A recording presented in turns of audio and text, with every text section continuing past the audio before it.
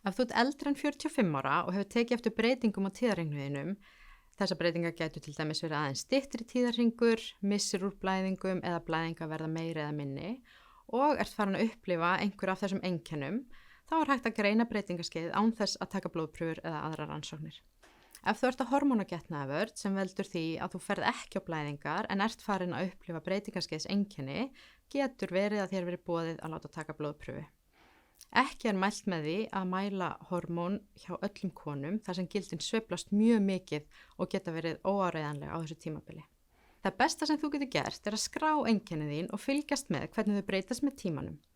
Fylgstu líka með því hvort það sé einhver munstur tengt tíðarhringnum eða öðru og hvaða áhrif einkennin er að hafa á þig bæði í einkalífi og starfi. Ef þú ákveður að leita þér ráðgjafar varðandi meðferðarmöguleika er það mjög hjálplegt fyrir þann heilbrigðisstarfsmann sem þú hittir að fá góðar upplýsingar um einkennin þín. Hérna til dæmis hægt að styðjast við einkennalistaninn á heimasíðu Lyfju.